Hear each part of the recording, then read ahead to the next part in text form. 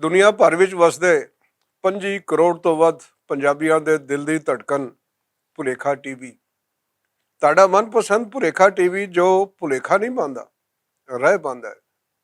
ਤੇ ਉਸੇ ਭੁਲੇਖਾ ਟੀਵੀ ਦੇ ਪ੍ਰੋਗਰਾਮ ਗੱਲਬਾਤ ਦੇ ਨਾਲ ਹਾਜ਼ਰ ਤੁਹਾਡੀ ਸੇਵਾ ਵਿੱਚ ਤੁਹਾਡਾ ਸੇਵਕ। ਕੀ ਖਿਆਲ ਹੈ, ਅੱਜ ਤੁਹਾਨੂੰ ਅਮਰੀਕਾ ਨਾਲ ਲੈ ਚੱਲੀਏ? ਕਿਆ ਬਾਤ ਹੈ, ਅਮਰੀਕਾ ਦੀ ਯਾਰ ਮੌਜਾਂ ਹੀ ਮੌਜਾਂ। ਅਮਰੀਕਾ ਦੀ ਯਾਦ ਮੈਨੂੰ ਇਸ ਲਈ ਆ ਗਈ ਕਿ ਸਵੇਰੇ ਸਵੇਰੇ ਇੱਧਰੋਂ ਬਾਹਰ ਮੀਂਹ ਪੈ ਰਿਹਾ ਸੀ, ਇੱਧਰੋਂ ਬੂਹਾ ਖੁੱਲਾ ਸੀ, ਠੰਡੀਆਂ ਹਵਾਵਾਂ ਆ ਰਹੀਆਂ ਸਨ, ਤੇ ਅਚਾਨਕ ਮੈਨੂੰ ਖਿਆਲ ਆਇਆ ਕਿ ਚਲੋ ਹੀ ਯਾਰ ਅੱਜ ਅਯਾਸ਼ੀ ਕੀਤੀ ਜਾਏ। ਹੁਣ ਵਸਦੇ ਮੀਂਹ ਦੇ ਵਿੱਚ ਬਾਹਰ ਜਾਣ ਦਾ ਹੌਸਲਾ ਨਹੀਂ ਸੀ, ਅੱਖਾਂ ਨੂਟੀਆਂ ਤੇ ਤਸੱਵਰ 'ਚ ਪਹੁੰਚ ਗਿਆ ਢਾਬੇ ਤੇ। ਮੈਂ ਕਿਹਾ ਭਾ ਮੰਨੇ ਪੂੜੀ ਲਾ, ਗੋਲ ਮਟੋਲ ਜੀ ਹੋਵੇ, ਫੁੱਟਬਾਲ ਰੰਗੀ ਹੈ, ਫੁੱਲੀ ਫੁਲਾਈ ਜਿਹੜੀ ਹੈ, ਤੇ ਇੱਕ ਇੱਕ ਕਰਕੇ ਪੂੜੀ ਦੇਣੀ ਹੈ। ਗਿਣਤੀ ਭੁੱਲ ਜਾ, ਅੱਜ ਅਸੀਂ ਯਾਸ਼ੀ ਦੇ ਮੂਡ ਵਿੱਚ ਆ। ਤੇ ਨਾਲ ਚਨੇ ਦੇ ਨਾਲ ਪਲੇਟ ਵਿੱਚ ਦਹੀਂ ਦੇ ਥੋੜਾ ਜਿਹਾ ਹਲਵਾ ਵੀ ਪੇਸ਼ ਕਰ, ਤੇ 2 ਗਲਾਸ ਲੱਸੀ ਦੇ ਲਬਾ ਲਬ ਭਰ ਗਏ ਝੱਗੋ ਝੱਗ, ਉਹ ਮੇਰੀ ਟੇਬਲ ਤੇ ਸਜਾ ਦੇ। ਹੁਣ ਭਗਵਾਨ ਜੀ, ਮੈਂ 5 ਪੂੜੀਆਂ ਦਾ ਤੀਆ ਪਾਂਚਾ ਕਰਕੇ 6ਵੀਂ ਪੂੜੀ ਦੀ ਬਾਕੀਆ ਦੇ ਨਾਲ ਲਿਬੜੀ ਹੋਈ ਪਲੇਟ ਦੇ ਵਿੱਚੋਂ ਚਨੇ ਤੇ ਦਹੀਂ ਸਮੇਟ ਰਿਹਾ ਸਾਂ। ਨਾਲ ਹੌਲੀ ਹੌਲੀ ਲੱਸੀ ਦਾ 1 ਗਲਾਸ ਜਿਹੜਾ ਮੁਕਾ ਚੁੱਕਿਆ ਸੀ, ਪਰਾ ਕਰਕੇ ਦੂਜੇ ਗਲਾਸ ਦੀ ਸਿਪ ਲੈ ਰਿਹਾ ਸਾਂ। ਅਚਾਨਕ ਮੇਰੀ ਨਜ਼ਰ ਸੜਕ ਤੋਂ ਪਾਰ ਪਈ। ਉੱਥੇ ਇੱਕ ਖੱਟੇ ਰੰਗ ਦਾ ਵੱਡਾ ਸਾਰਾ ਸੰਦੂਕਨੁਮਾ ਟਰੰਕ ਜਿਹਾ ਪਿਆ ਸੀ, ਜਿਹੜਾ ਤੁਰਕੀ ਵਾਲੇ ਨਹੀਂ ਰੱਖੇ ਜਾਂਦੇ ਕੂੜਾ ਪਾਉਣ ਲਈ। ਮੈਂ ਵੇਖਿਆ ਅੱਧਾ ਕੁ ਕੂੜਾ ਥੱਲੇ ਡਿੱਗਿਆ ਪਿਆ ਹੈ, ਡਰਮ ਜਿਹੜਾ ਹੈ ਕੂੜੇ ਦਾ ਭਰਿਆ ਪਿਆ ਹੈ। ਕੋਲ ਇੱਕ ਬਿੱਲੀ ਨਾਸ਼ਤਾ ਫਰਮਾ ਰਹੀ ਹੈ, 2 ਕੁੱਤੇ ਉਹ ਨਾਸ਼ਤਾ ਕਰ ਰਹੇ ਨੇ, ਇੱਕ ਖੋਤਾ ਸੌਂਗ ਰਿਹਾ ਹੈ ਕਿ ਨਾਸ਼ਤਾ ਕਿਹੜੀ ਸ਼ੈ ਨਾ ਕਰੇ। ਅਜੇ ਮੈਂ ਮੰਜ਼ਰ ਵੇਖ ਹੀ ਰਿਹਾ ਸਾਂ ਕਿ ਅਚਾਨਕ ਇੱਕ ਭਾਈ ਆਇਆ ਸਬਜ਼ੀ ਵਾਲਾ, ਕਿ ਜਿਹੜੀਆਂ ਸਬਜ਼ੀਆਂ ਬਚ ਗਈਆਂ ਸਨ ਉਹਨੇ ਚੁੱਕਿਆ ਛਾਬਾ ਧੜਾ ਧੜ, ਚੁੱਕਿਆ ਛਾਬਾ ਧੜਾ ਧੜ। ਕੋਈ ਆਲੂ ਸੁੱਟੇ ਗਲੇ ਹੋਏ, ਕੋਈ ਟਮਾਟਰ ਸੁੱਟੇ ਗਲੇ ਹੋਏ, ਕੋਈ ਹੋਰ ਸਬਜ਼ੀਆਂ ਸੁੱਟੀਆਂ, ਕੱਦੂ ਸੁੱਟੇ, ਤੇ ਪਤਾ ਨਹੀਂ ਕੀ ਕੁਛ ਸੁੱਟਿਆ। ਮੇਰਾ ਭਗਵਾਨ ਜੀ ਮੀਟਰ ਘੁੰਮ ਗਿਆ। ਮੀਟਰ ਤਾਂ ਵੈਸੇ ਹੀ ਘੁੰਮਿਆ ਯਾਰ, ਜਿਵੇਂ ਤੁਹਾਡਾ ਘੁੰਮਿਆ ਰਹਿੰਦਾ। ਹੁਣ ਮੀਟਰ ਘੁੰਮਿਆ, ਮੈਂ ਆਖਿਆ ਯਾਰ ਦੇਖੋ ਜਿਹੜੀਆਂ ਵਾਫਰ ਸਬਜ਼ੀਆਂ ਸਨ, ਇਸਨੇ ਕਿਵੇਂ ਧੜਾ ਧੜ ਜ਼ਾਇਆ ਕੀਤੀਆਂ, ਇਹ ਤਾਂ ਨਹੀਂ ਜ਼ਾਇਆ ਹੋਣੀਆਂ ਚਾਹੀਦੀਆਂ। ਫਿਰ ਮੈਨੂੰ ਅਚਾਨਕ ਮਿਸ ਰਬੀਕਾ ਯਾਦ ਆ ਗਈ। ਆਹ ਕਿਆ ਬਾਤ ਹੈ ਮਿਸ ਰਬੀਕਾ ਦੀ। ਅਮਰੀਕਾ ਮਿਸ ਰਬੀਕਾ ਦੇ ਨਾਂ ਤੋਂ ਮੋਤਬਰ ਹੋ ਗਿਆ। ਉਹ ਪਤਾ ਕਿਵੇਂ? ਅਮਰੀਕਾ ਵਿੱਚ ਨੇ 52 ਰਿਆਸਤਾਂ, ਯਾਨੀ 52 ਰਿਆਸਤਾਂ, 50 ਜਮਾ 2 ਰਿਆਸਤਾਂ। ਇਹ ਉਸੇ ਕਿਸਮ ਦਾ 50 ਹੈ ਜਿਹਨੂੰ ਅਸੀਂ ਕਹਿੰਦੇ ਹਾਂ ਨਾ ਕਿ ਤੁਨਪੁਰ 52, ਐਵੇਂ ਹੀ 52 ਰਿਆਸਤਾਂ ਨੇ। ਤੇ ਤੁਨਪੁਰ 52 ਦਾ ਜਿਹੜਾ ਮੁਖਫਫ ਬਣਦਾ ਹੈ ਉਹ ਹੈ TP52। ਐਵੇਂ ਅਮਰੀਕਾ ਦੀਆਂ 52 ਰਿਆਸਤਾਂ। ਤੇ ਹਰ ਰਿਆਸਤ ਵਿੱਚ ਕੋਈ ਨਾ ਕੋਈ ਫਲ, ਕੋਈ ਨਾ ਕੋਈ ਸਬਜ਼ੀ, ਕੋਈ ਨਾ ਕੋਈ ਫਸਲ ਐਸੀ ਜ਼ਰੂਰ ਹੁੰਦੀ ਹੈ ਜਿਹੜੀ ਕਿ ਉਸ ਰਿਆਸਤ ਵਿੱਚ ਬਹੁਤ ਜ਼ਿਆਦਾ ਹੁੰਦੀ ਹੈ। ਮਸਲਨ ਕਿਸੇ ਰਿਆਸਤ ਵਿੱਚ ਪੇਠਾ ਬਹੁਤ ਜ਼ਿਆਦਾ ਹੁੰਦਾ, ਹਾਲਵੀਨ ਦੇ ਮੌਕੇ ਦੇ ਉੱਤੇ ਲੋਕ ਬੜਾ ਸਵਾਦ ਲੈ ਕੇ ਉੱਥੋਂ ਪੇਠੇ ਲੈਂਦੇ ਨੇ।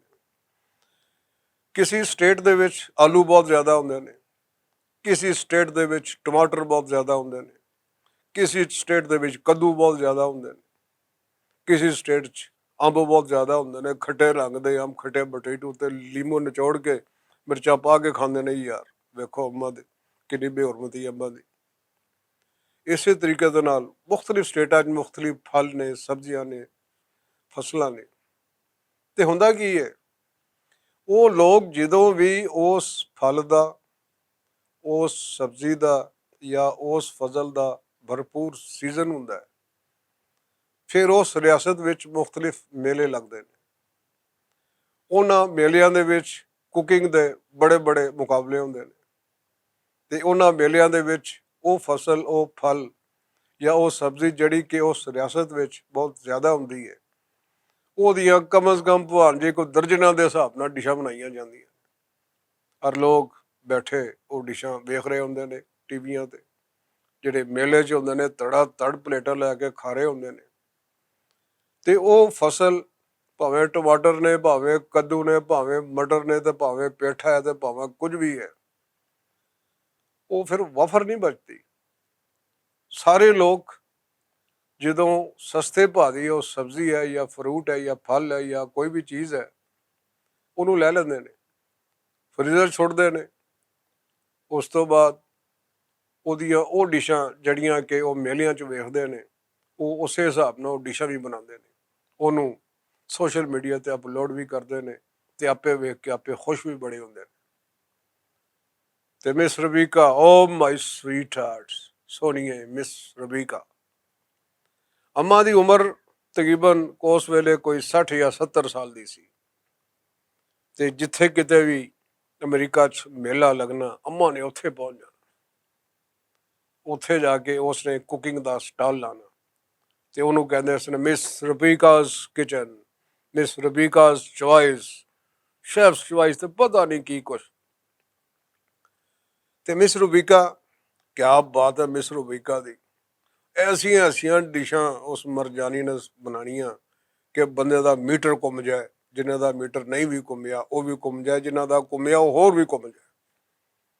ਕਦੀ ਉਹ ਪੇਠੇ ਦੇ ਵਿੱਚ ਕੀਮਾ ਪਾ ਕੇ ਪਕਾ ਰਹੀ ਹੈ, ਕਦੀ ਉਹ ਕੋੜ ਤੁੰਮੇ ਦੇ ਵਿੱਚ ਅੰਬ ਪਾ ਕੇ ਉਹਦਾ ਬਾਰਬੀਕਿਊ ਬਣਾ ਰਹੀ ਹੈ, ਕਦੀ ਨਾਸ਼ਪਾਤੀ ਦੇ ਵਿੱਚ ਖਰੋਟ ਪਾ ਕੇ ਪਕਾ ਰਹੀ ਹੈ, ਉਹ ਕਦੀ ਕੁਛ ਪਕਾ ਰਹੀ ਹੈ, ਕਦੀ ਕੁਛ ਪਕਾ ਰਹੀ ਹੈ। ਬੰਦਾ ਹੈਰਾਨ ਰਹਿ ਜਾਂਦਾ ਕਿ ਦੇਖੋ ਕਿ ਇੱਕ ਪਾਸੇ ਮਟਰ ਨੇ ਤੇ ਦੂਜੇ ਪਾਸੇ ਤਰਬੂਜ ਹੈ, ਤੇ ਬੀਬੀ ਉਹ ਮਟਰ ਤਰਬੂਜ ਭਰ ਕੇ ਵਿੱਚ ਆਲੂ ਪਾ ਕੇ ਤੇ ਵਿੱਚ ਹੋਰ ਪਤਾ ਨਹੀਂ ਕੀ ਕੀ ਪਾ ਕੇ ਉਸ ਨੂੰ ਸੀਖ ਵਿੱਚ ਤੁੰਨ ਕੇ ਤੇ ਅੱਗ ਤੇ ਭੁੰਨ ਕੇ ਬੜੀ ਸਵੀਟ ਡਿਸ਼ ਬਣਾ ਰਹੀ ਹੁੰਦੀ। ਉੱਥੇ ਫਿਰ ਫਾਜ਼ਲ ਪੈਦਾਵਾਰ ਨਹੀਂ ਬਚਦੀ, ਨਾ ਉੱਥੋਂ ਦੇ ਦੁਕਾਨਦਾਰ, ਉੱਥੋਂ ਦੇ ਸਬਜ਼ੀ ਵਾਲੇ, ਉੱਥੋਂ ਦੇ ਸਟੋਰ ਸਾਡੇ ਰੰਗੇ ਨੇ। ਸਾਡੇ ਰੰਗੇ ਕੀ ਕਰਦੇ ਨੇ, ਉਹਨੂੰ ਪਤਾ ਹੁੰਦਾ ਕੱਦੂ ਇੱਥੋਂ ਖਰਾਬ ਹੈ, ਉਹ ਹਾਥੀ ਉੱਥੇ ਪਾਉਣਗੇ ਖਰਾਬ ਥਾਂ ਤੇ ਵਧੀਆ ਵਾਲਾ ਪਾਸਾ ਵਿਖਾ ਕੇ ਆਖਣਗੇ ਲਓ ਭਾਜੀ, ਕਲੇਜਾ ਕੱਢ ਕੇ ਤੁਹਾਨੂੰ ਪੇਸ਼ ਕਰ ਰਹੇ। ਹੁੰਦਾ ਕੀ ਹੈ ਕਿ ਜੋ ਗਲੇ ਸੜੇ ਫਲ, ਸਬਜ਼ੀਆਂ ਜਾਂ ਬਾਕੀ ਚੀਜ਼ਾਂ ਹੁੰਦੀਆਂ ਨੇ, ਉਹ ਤੇ ਉਹ ਕਸਟਮਰਾਂ ਨੂੰ ਚੇਪ ਦਿੰਦੇ ਨੇ ਸਾਡੇ ਇੱਥੋਂ ਦੇ ਲੋਕ, ਤੇ ਬਾਕੀ ਜਿਹੜੇ ਕੋਈ ਚੰਗਾ ਫਲ ਹੁੰਦਾ, ਚੰਗੀਆਂ ਸਬਜ਼ੀਆਂ ਹੁੰਦੀਆਂ ਨੇ, ਉਹ ਫਿਰ ਸੁੱਟਣੀਆਂ ਪੈਂਦੀਆਂ ਨੇ। ਇਸ ਲਈ ਕਿ ਦੜਾ ਮਾਲ ਤੇ ਵੇਚਤਾ, ਜਿਹੜਾ ਚੰਗਾ ਮਾਲ ਸੀ ਸਾਂਭ ਲਿਆ, ਉਹ ਸਾਂਭਿਆ ਖਰਾਬ ਹੋ ਗਿਆ।